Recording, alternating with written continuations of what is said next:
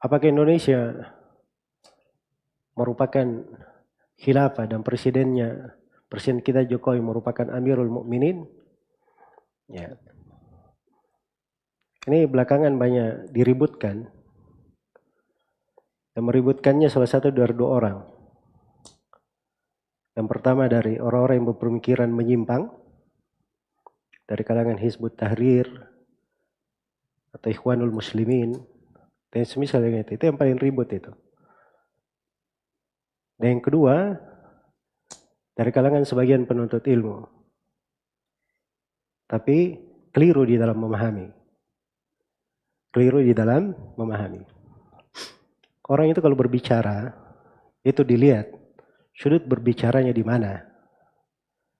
Jadi kalau di konteks keabsahan sebagai pemimpin, haknya sama sebagai khalifah, sebagai Amirul Mukminin, iya presiden disebut khalifah, disebut Amirul Mukminin. Dari sudut keabsahan syah sebagai pemimpin.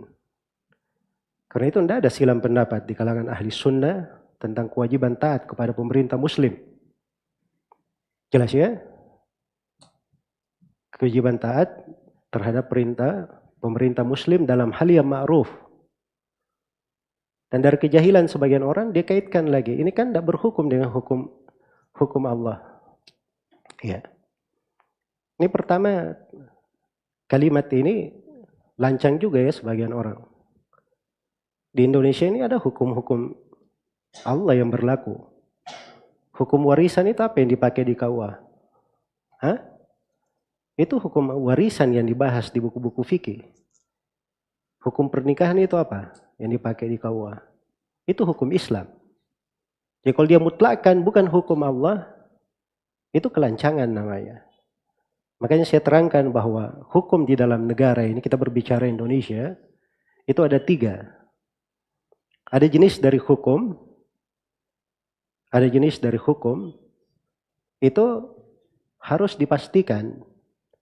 Atau ada jenis dari hukum dikatakan dia mengganti hukum Allah atau menyelisih hukum Allah, kalau itu jelas-jelas dia ganti hukum yang tetap. Hukum yang tetap. Misalnya, di dalam Islam dibolehkan poligami. Terus dibuat hukum melarang poligami. Itu namanya mengganti hukum Allah. Itu jelas. Atau misalnya di dalam Islam diharamkan LGBT. Kemudian dibolehkan hal tersebut. Itu namanya mengganti hukum Allah. Itu jelas keharamannya. Baik. Yang kedua, ada jenis hukum namanya wewenang pemerintah. Di pembahasan takzir. Ada hudud, ada takzir. Hudud itu hukum-hukum had. Pencuri, kalau dia mencuri dipotong tangannya. Orang yang membunuh, kalau dia membunuh dia dikisas. Pezina, kalau dia berzina, dia belum menikah, dicambuk 100 kali, diasingkan 1 tahun. Kalau dia sudah menikah, dirajam. Itu hukum Islam. Kalau dia ganti, itu namanya mengganti hukum Allah. Itu hudud namanya, tidak boleh diganti. Tapi kalau takzir, itu wewenang pemerintah. Wewenang pemerintah, memberi hukum takzir. Jelas ya? Orang yang korupsi misalnya, dijatuhkan hukum mati, boleh pemerintah berijtihad untuk itu.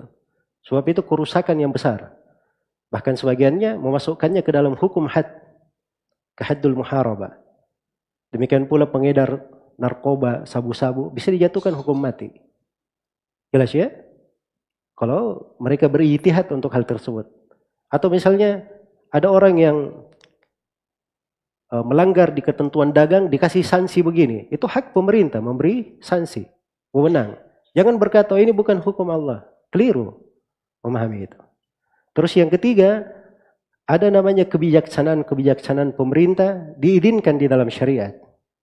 Karena itu ada kaidah namanya, ada kaidah tasarruful imam fir ra'iyah manutun alal maslahah. Tindakan seorang pemimpin pada rakyatnya itu dibangun di atas kemaslahatan. Jadi boleh saja pemerintah itu melihat maslahat, membuat hubungan bilateral dengan sebagian negeri kafir.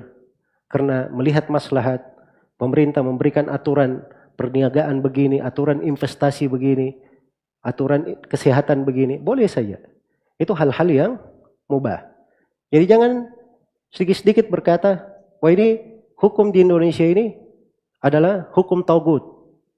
Ya, bukan hukum Allah. Terus seenaknya saja, yang paling lucu, paling fasih dia bacakan ayat. Wa man lam yahkum bima anzalallah faulaika humul kafirun. Baca lagi ayat setelahnya. Faulaika humul dhalimun. Dua ayat setelahnya. Faulaika humul fasikun. Terus diarahkan ke pemerintah. Ya, ini yang mengarahkannya ke pemerintah ini, kalian pahami dari mana? Ayat itu tidak dikatakan pemerintah mana saja yang tidak berhukum dengan hukum Allah dia kafir, dia zalim, dia fasik. Tidak ada ayat berucap seperti itu. Di ayat dikatakan siapa yang tidak berhukum, siapa itu semua orang. Pemerintah maupun selain pemerintah, termasuk dia yang berucap ini. Kamu mengatakan negara ini bukan negeri Islam, berarti negeri kafir. Hukum di dalam Islam, kalau kamu berada di negeri kafir, kamu harus berhijrah ke negeri Islam. Berarti kamu tidak berhijrah masih di Indonesia, kamu ini tidak menerapkan hukum Allah. Berarti kamu kafir, zalim, fasik. Ya. Dia tidak pernah pikir dirinya, pandai saja terhadap orang lain. Dia tidak mengerti konsekuensi di belakang kalimat-kalimat. Jelas ya? Ini kekeliruan di dalam memahami.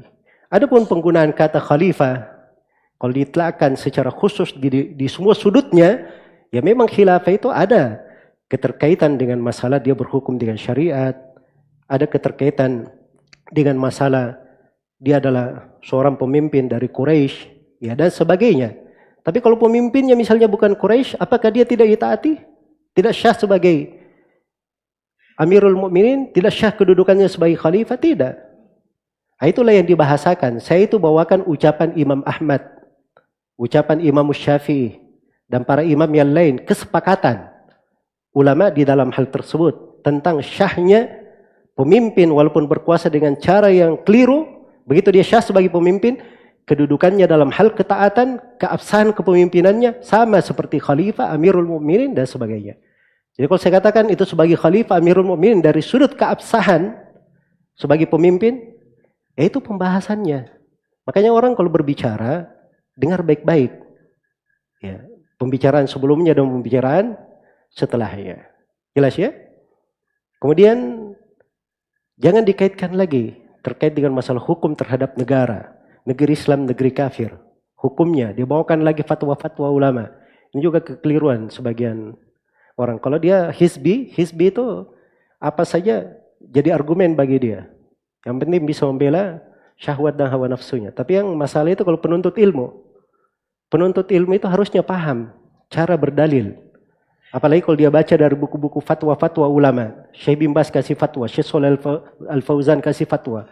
Dia harus tahu bahwa para masyayikh ini tidak ada yang kasih fatwa tentang Indonesia.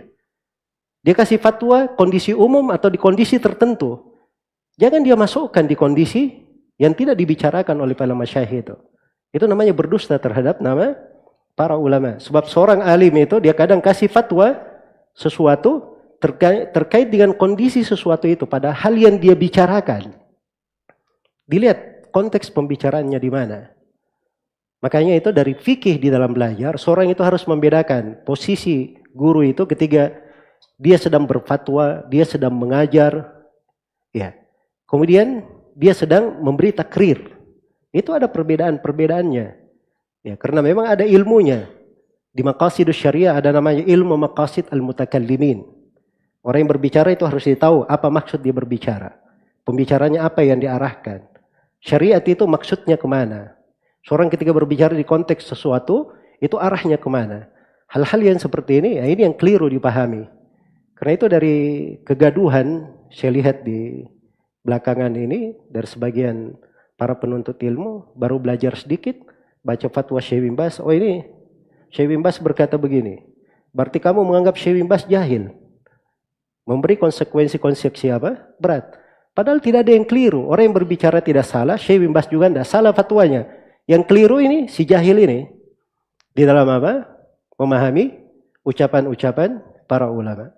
Semoga Allah Subhanahu wa taala memberi taufik kepada semuanya dan semoga Allah Subhanahu wa taala selalu membimbing kita semua dengan ilmu yang bermanfaat.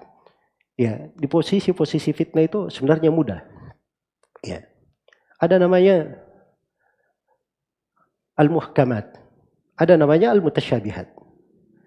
Seorang ahli sunnah itu, kenapa dia belajar akidah? Supaya dia tahu yang muhkam itu apa. Yang disepakati oleh ulama itu apa. Jadi itu pegang dulu. Kesepakatan ulama di pembahasan akidah yang tidak ada silang pendapat, pemimpin yang sudah syah memimpin dan dia adalah seorang muslim, itu syah kepemimpinannya. Jelas ya? Kalau datang syubhat dari arah ini, negara bukan negara Islam, hukumnya bukan ini, itu anggap semuanya syubhat-syubhat. Asalnya yang muhkam kita pegang. Adapun yang ini, kalau tidak jelas, nanti kalau ketemu dengan orang yang berilmu, tanyakan. Nanti orang yang berilmu akan terangkan. Tapi kalau dijatuhkan dirinya kepada syubhat, ini membawakan ucapan ini, membawakan ucapan ini, itu keliru cara memahaminya. Bukan begitu cara seorang membimbing diri di atas ilmu syar'i. Ya, semoga Allah Subhanahu wa taala memberi